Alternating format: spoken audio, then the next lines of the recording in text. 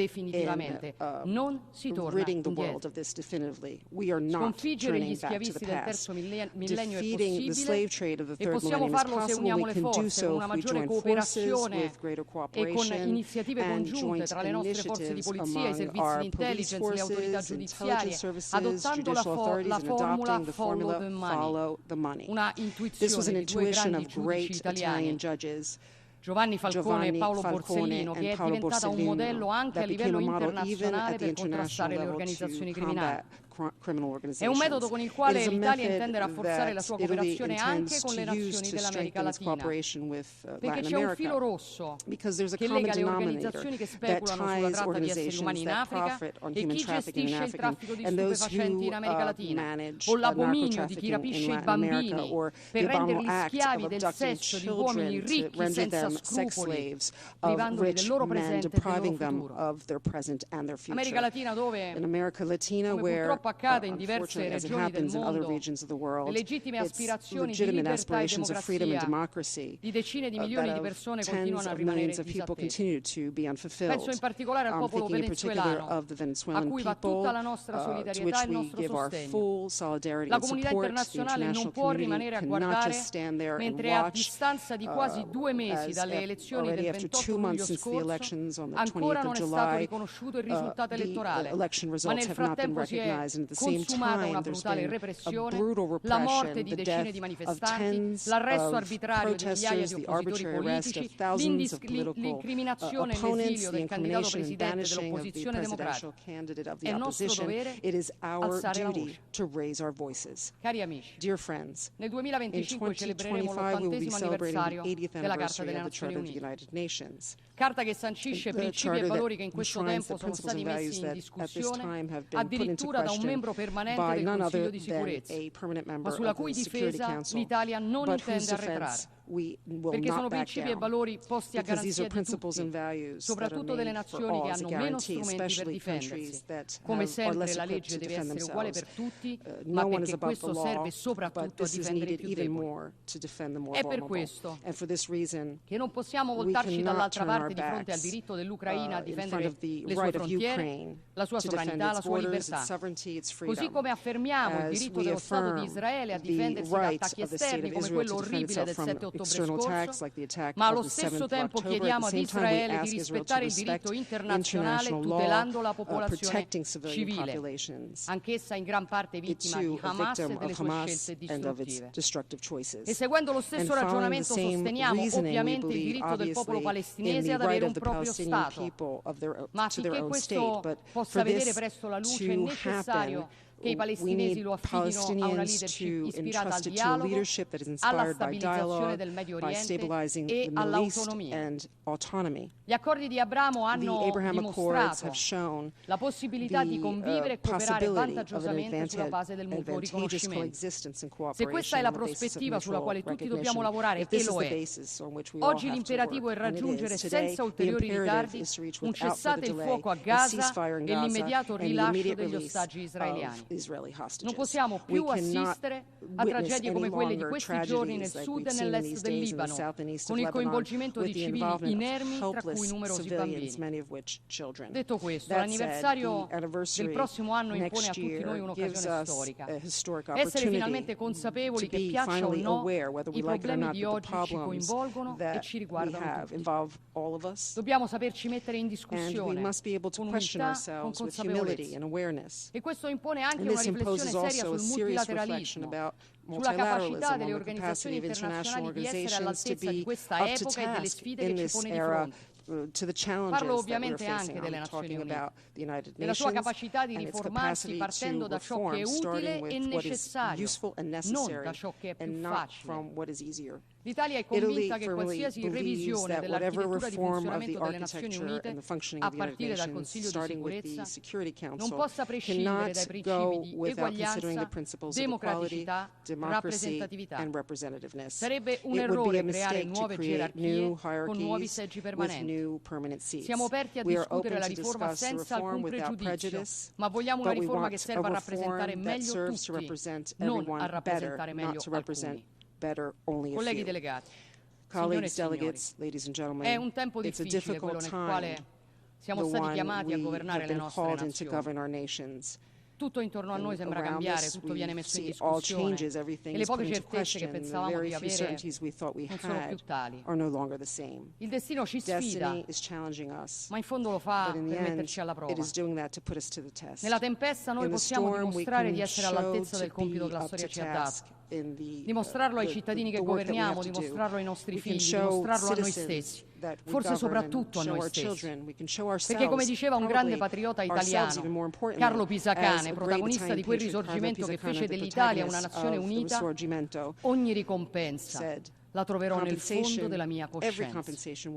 Affrontare i problemi piuttosto che rinviarli, avanzare piuttosto che indietreggiare, preferire ciò che è giusto a ciò che è utile. Questo è il nostro compito, difficile ma necessario. E l'Italia, come sempre, è pronta a fare la sua parte. Grazie.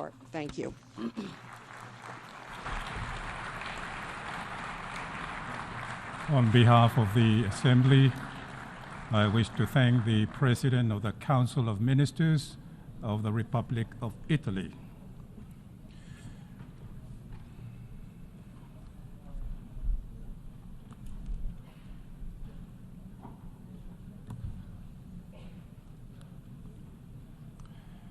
The Assembly will hear an address by His Excellency Aziz Akanouch, Head of Government of the Kingdom of Morocco.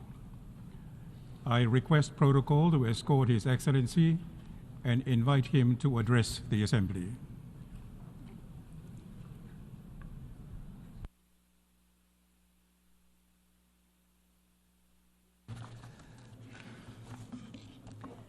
بسم الله الرحمن الرحيم. سيد رئيس الجمعية العامة، سيد الأمين العام للأمم المتحدة، أصحاب الجلالة والفخامة والسمو، حضرات يطيب لي بداية أن أهنئ معالي السيد فيليمون يانغ على انتخابه رئيسا congratulating Mr. Philemon Yang upon his election to the helm of the 79th session of the General Assembly of the United Nations. I wish him every success in his mandate. I also wish to thank your predecessor, Mr. Dennis Francis, for his efforts at the head of the previous session. I should like to take this opportunity to affirm the total support of the Kingdom of Morocco to the initiatives and the efforts of Mr. Guterres to allow our organization to tackle global challenges, and in particular his initiatives on the Summit of the Future. Mr. President, every year we come together here and we face rapid, complex developments in the international context which we discuss. This transformation is fast. We have seen technological advances which have been very significant, especially in artificial intelligence. Of course, this aligns with the needs of our societies and the challenges that we face. The sense of collective security with regard to the very creation of the United Nations has given way to uncertainty now in many areas. These include والاستهلاك الخاص بنا ونماذج الحكامة بل وبناء مجتمعاتنا أيضا. هذا ما أكد عليه صاحب الجلالة الملك محمد السادس نصره الله في رسالة إلى المشاركين في الاجتماعات السنوية لمجموعة البنك الدولي وصندوق النقد الدولي التي انعقدت بمراكش. وأقتبس من كلام جلالة قوله: ففي الوقت الذي كان يواجه فيه كوكبنا تقلبات مناخية فرضت واقعا جديدا ما فتئت لتؤكده المعطيات يوما بعد يوم. لا يزال العالم غارقا في مشكلات كنا إلى عهد قريب نحسب أن جزءا كبيرا منها قد وجد طريقه إلى الحل بفضل القواعد والمؤسسات متعددة الأطراف التي تم إرساؤها غداة الحرب العالمية الثانية. انتهى مضمون رسالة جلالته. ويحق لنا هنا أن نتساءل: هل بلغ العمل متعدد الأطراف مداه؟ وهل حانت ساعة التفكير في بدائل أخرى من الحكامة العالمية؟ هل نحن مجبرون على الاختيار بين تعددية العمل وتعدد المتون العليا؟ سيد الرئيس، لقد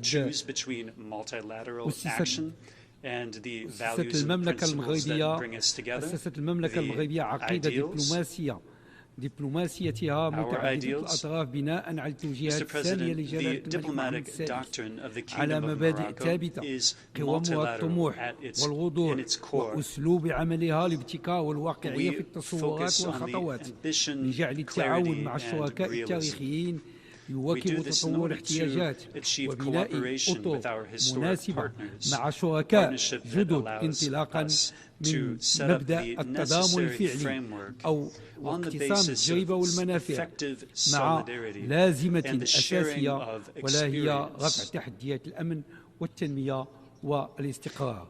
فخيار العمل متعدد الأطراف بالنسبة للمملكة المغربية لم يكن ولن يكون تعبيرا عن مثالية عفى عليها الزمن ولا انتهازية سياسية قصيرة الأمد، ذلك أن هذا العمل يظل بالرغم من نقائصه المسار الوحيد للتصدي لتحدياتنا الجماعية ومواجهة الأخطار الكبرى التي تواجهنا، غير أنه لم يعد ممكنا الاقتصار على التفكير في إخفاقات العمل متعدد الأطراف وعلى إعلانات النوايا لإصلاحه، بل صار لزاما علينا العمل من أجل إعطاء زخم جديد لهذا الإصلاح عبر حشد كل الطاقات خاصة الشباب والنساء.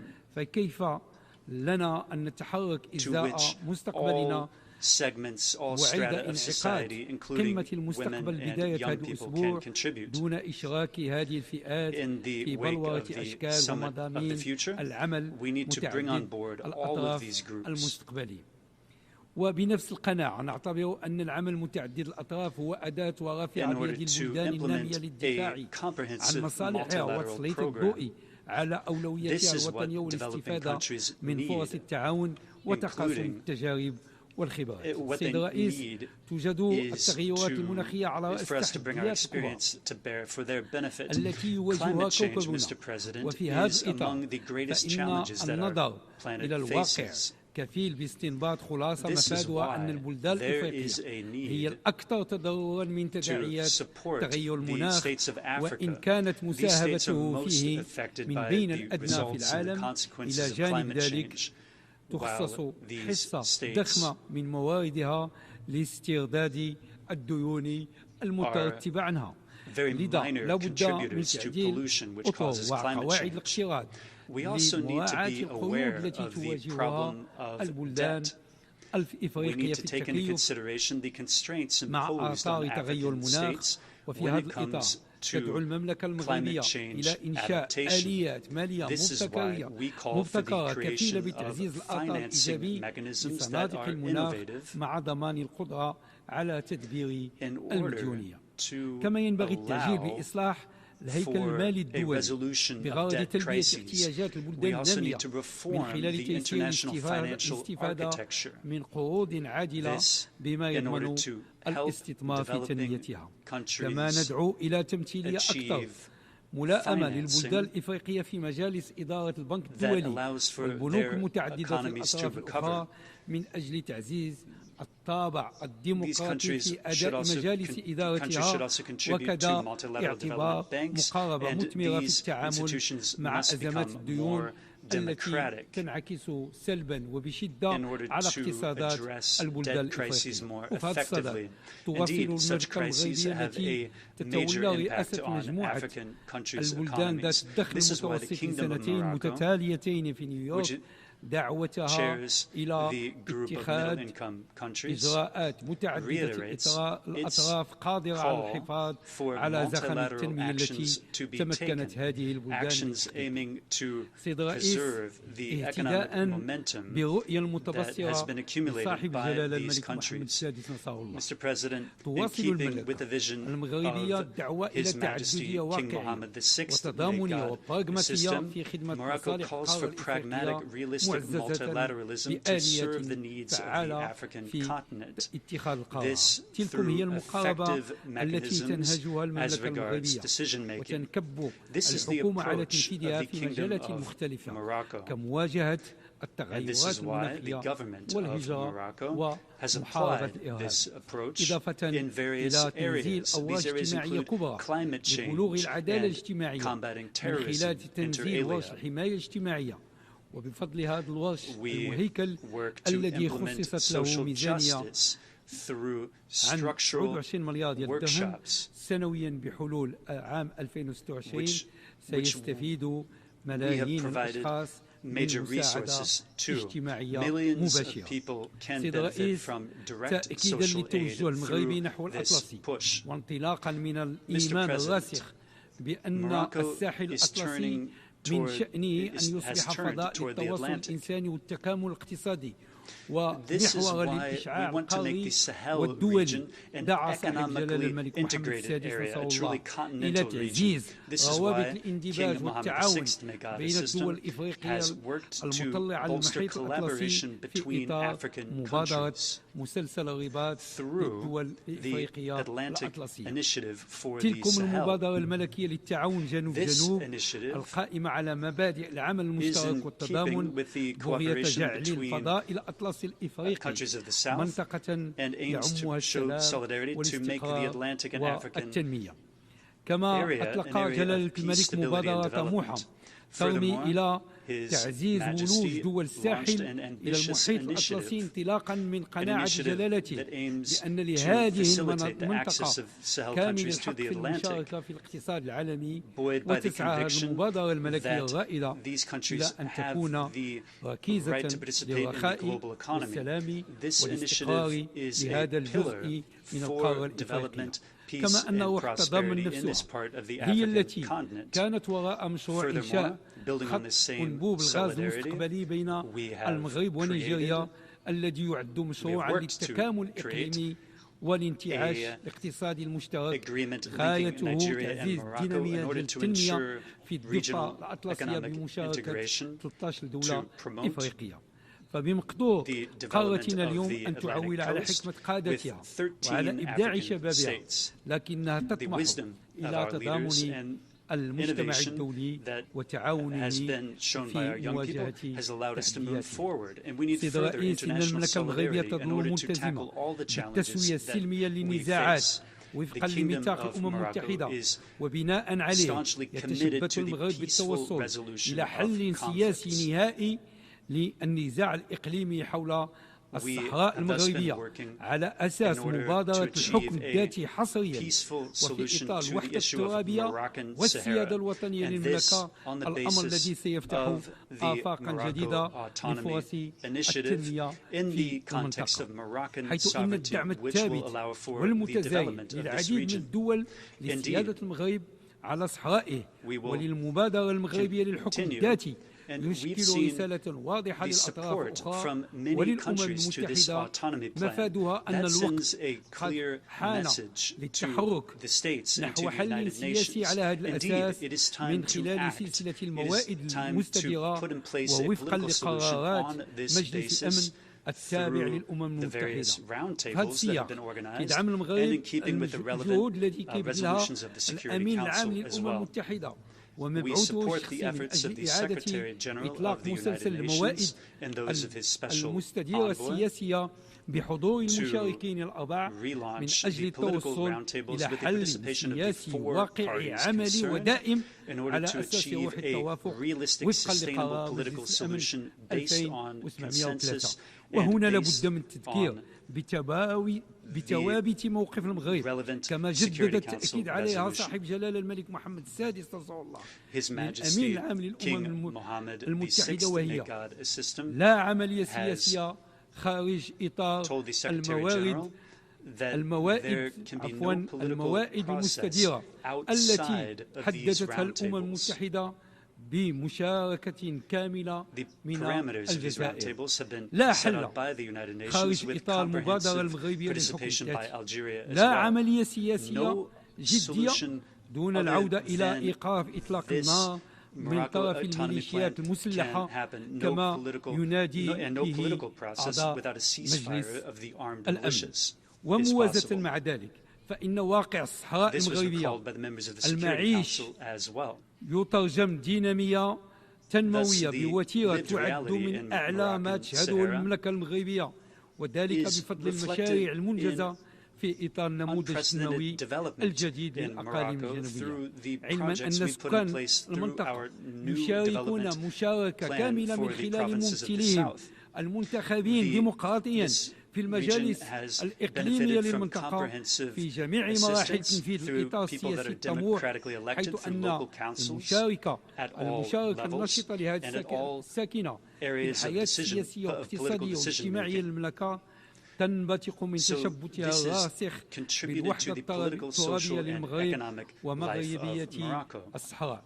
سيد الرئيس، لقد أكد صاحب الجلالة الملك محمد السادس نصره الله في خطابه بمناسبة الذكرى 25 لاعتلاء العرش أن الاهتمام بالأوضاع الداخلية لبلادنا لا ينسينا المأساة التي يعيشها الشعب الفلسطيني الشقيق. وفي هذا الإطار تضم بلادنا صوتها إلى صوت باقي الدول الإسلامية والعربية للتعبير عن فائق القلق حول الأوضاع الخطيرة والغير مسبوقة التي تعرفها الأراضي الفلسطينية المحتلة منذ أكتوبر 2023 والتي راح ضحيتها آلاف القتلى والجرحى في صفوف المدنيين أغلبهم من الأطفال والنساء، بالإضافة إلى الدمار الهائل والحصار الشامل على غزة في خلق سافر للقوانين الدولية والقيم الإنسانية. وأبرز صاحب جلالة رؤيته من أجل الخروج من منطقة تدبير الأزمة إلى منطقة العمل على إيجاد حل نهائي لهذا النزاع، وذلك وفق المنظور التالي: أولا، إذا كان التوصل إلى وقف الحرب في غزة أولوية عاجلة، فإنه يجب أن يتم بموازاة مع فتح أفق سياسي كفيل بإقرار سلام عادل ودائم في المنطقة. ثانيا، إن اعتماد مفاوضات لإحياء عملية السلام بين الطرفين الفلسطيني والإسرائيلي يتطلب قطع الطريق على المتطرفين من أي جهة كانوا. ثالثا، إن إرسال الأمن والاستقرار بالمنطقة لن يكتمل إلا في إطار حل الدولتين تكون فيها غزة جزء لا يتجزأ من أراضي الدولة الفلسطينية المستقلة وعاصمتها القدس الشرقية. وعلى المستوى الإنساني، عمل جلالة الملك نصره الله بصفته رئيسا للجنة القدس المنبثقة عن منظمة التعاون الإسلامي على فتح طريق بري غير مسبوق لإيصال المساعدات الغذائية والطبية العاجلة إلى الأشقاء في غزة. كما تعبر المملكة المغربية عن بالغ قلقها في التطورات الأخيرة في منطقة الشرق الأوسط، فكل المؤشرات تشير إلى أننا أمام وضع غير مسبوق من شأنه توسيع دائرة الصراع، والذي قد يدخل المنطقة برمتها في مرحلة لا يمكن التكهن بتأثيرها وتداعياتها. ولقد سبق لصاحب جلالة الملك محمد السادس أن أكد بأن انسداد الأفق السياسي للقضية الفلسطينية يعتبر من أهم الأسباب التي تؤجج الصراع في منطقة الشرق الأوسط. ولطالما حذر جلالته من الاستمرار في إدارة الصراع الإسرائيلي الفلسطيني دون حل واقعي ومستدام، مما ولد الإحباط وخيب الأمل وأدى إلى توالي النكبات المدمرة بمآسيها الإنسانية وتوسيع تداعياتها الخطيرة على الاستقرار والسلام في الشرق الأوسط وكذا على والسلم الدولي. لا يفوتني هنا وسيادته الوطنية. سيد الرئيس، إن الكم الهائل للتحديات العالمية التي نواجهها يستلزم استنهاض ضميرنا الجماعي وتجويد أساليب عملنا وتمتين قاعدة قيمنا. فالأمم المتحدة اليوم تقف أمام عبء استعادة روح التضامن النشط والمسؤولية الجماعية والنزعة الإنسانية الصادقة التي صاحبت إنشاءها، مع ضرورة وضع حد لاجترام مسألة الإصلاح. ونحن على أبواب الاحتفال بالذكرى 80 لإنشاء المنظمة. إن قمة المستقبل التي انعقدت في بداية هذا الدور والقمة الاجتماعية لعام 2025 وأهداف التنمية المستدامة لعام 2030 كلها رؤى لمستقبل مشترك وخرائط طريق يجب تنفيذها كي نتمكن من العمل معا لتلافي التأخير الكبير المتراكم. السلام عليكم وشكرا. To be done in order to avoid further delays in development. I thank you. May the peace of God be upon you. I wish to thank the head of government of the Kingdom of Morocco,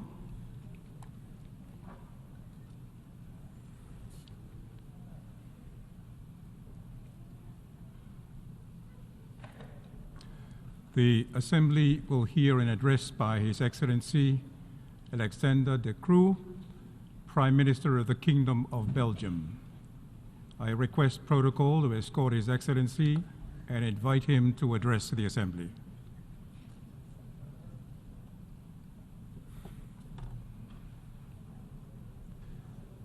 Mr. President, esteemed colleagues, ladies and gentlemen, leaders from around the world who flock to the UN this week, they should only have one ambition: find a way out of the conflicts in Sudan, the Middle East, Ukraine, and all too many other places.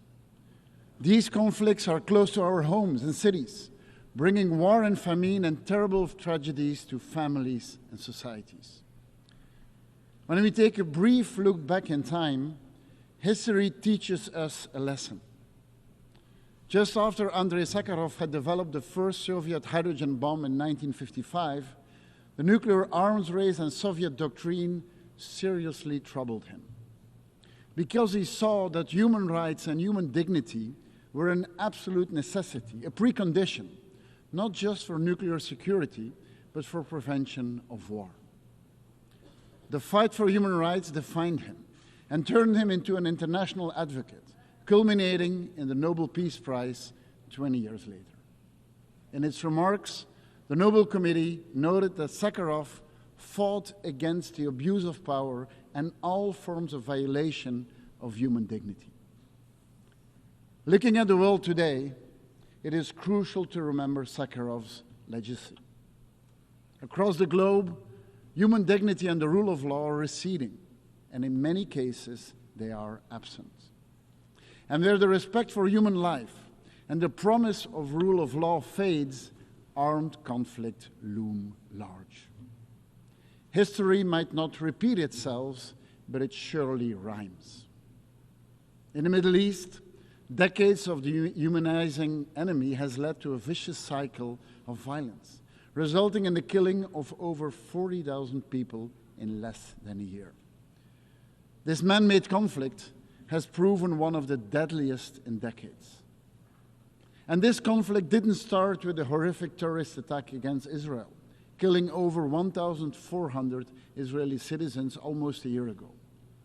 But on the 7th of October, Belgium immediately acknowledged Israel's right to defend itself, and we called for the unconditional release of all hostages. Early on in the Gaza war, my government warned against the lack of respect for international humanitarian law on both sides, and the disproportionate attack with the blatant disregard for Palestinian civilian life. Almost 1 year later, we must sadly acknowledge that the extremes on both sides still set the tone of this conflict. Fanatics believe that military power can end this conflict. This is a delusion. To achieve peace, we need a proper roadmap, political courage, not mere tactics to remain in power another day. We have been calling for an immediate and lasting ceasefire for many months, but today it seems more distant than ever. Hostilities need to stop before the whole region becomes engulfed in violence. Action speaks louder than words. Belgium has imposed a weapons embargo. We never ceased our support to UNRWA and other humanitarian organizations. Together with the EU, we have imposed sanctions on Hamas, but also on extremist settlers and settler organizations. For every innocent life lost in Gaza and every discovery of a dead hostage, the prospect of future peace may seem more distant than ever. Today, Gaza lies in rubble. Over 15,000 people need prosthetics because of lost limbs. 10,000 of these victims are children. Where is human dignity in all of this? However, there is a way out. I'm convinced that it starts with the recognition of the right to exist of both Israel and Palestine based on the 1967 borders.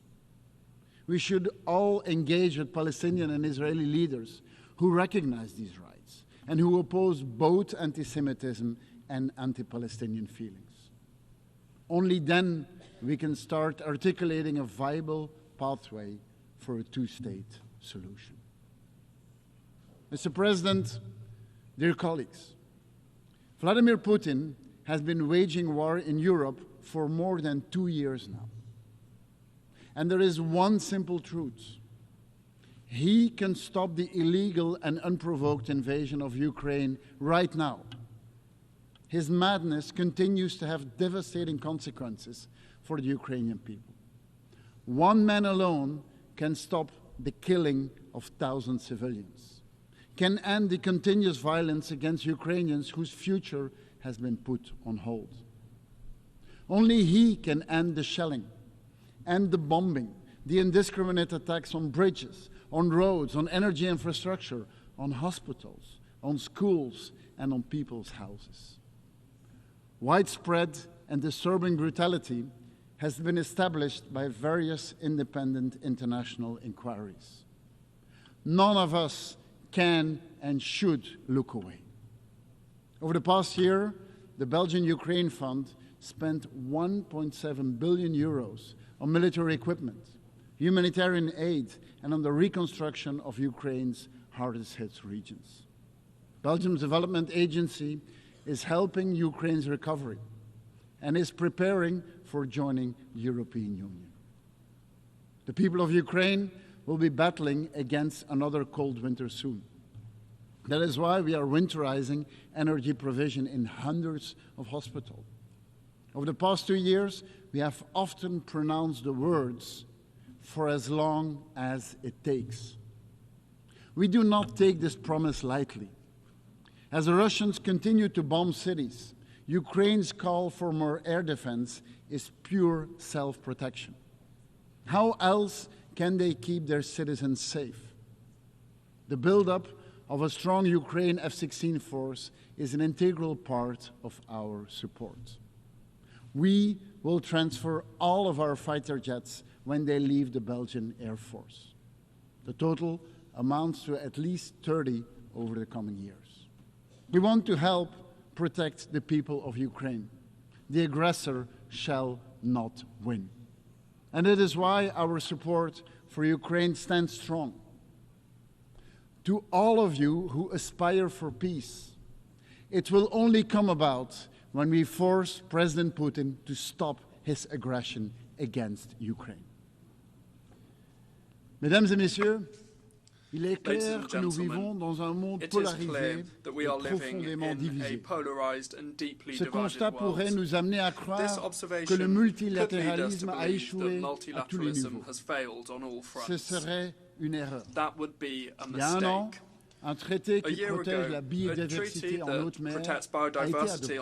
Cette initiative collective prouve qu'il est encore possible d'être unis face à l'urgence climatique et environnementale. La réponse mondiale au Mpox, la réaction du CDC africain à l'épidémie dont sont un autre exemple de progrès.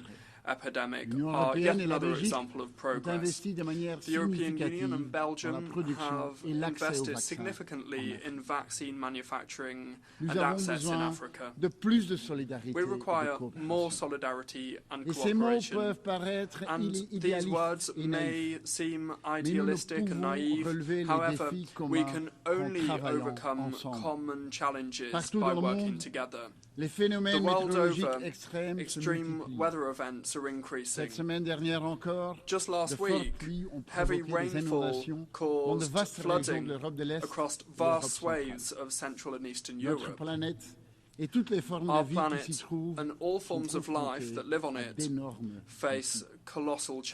Ce n'est cependant pas le moment de désespérer. Now, however, is not the time to despair and to scale back our ambitions. On the contrary, human ingenuity, sustainable competition and changing of deeply entrenched behaviour can mitigate the effects of climate change and help us to adapt. We have ramped up our efforts to further scale up our ambitions for the climate and for the oceans. We stand ready to work with our partners, in particular in the most vulnerable African countries, by providing them with financing and by providing capacity building. This autumn, the COP on biodiversity in Cali and the COP on the climate in Baku will be yet more key moments for the future of the populations and the planet. Ladies and gentlemen, in all those years, talk about conflict prevention, peace building and peacekeeping has multiplied. Unfortunately, this has not stopped conflicts from becoming more numerous, deadly and enduring. The number of aid workers killed has reached record highs. Number of refugees continue to rise year after year. Our common humanity seems to be in a deep crisis. Which brings me back to the lessons of Andrei Sakharov, which he taught us. Where human rights and human dignity are absent, conflicts loom large, and the most vulnerable bear the brunt. A new beginning, with the Pact for the Future, calls for, and must therefore start with our recommitment to the UN Charter, to the rule of law, and to the respect for human dignity. I thank you.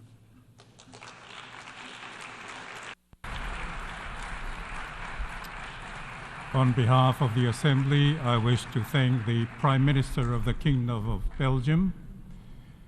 We have heard the last speaker in the general debate for this meeting. We will continue the general debate tomorrow at 9:00 a.m. in the hall. The meeting is adjourned.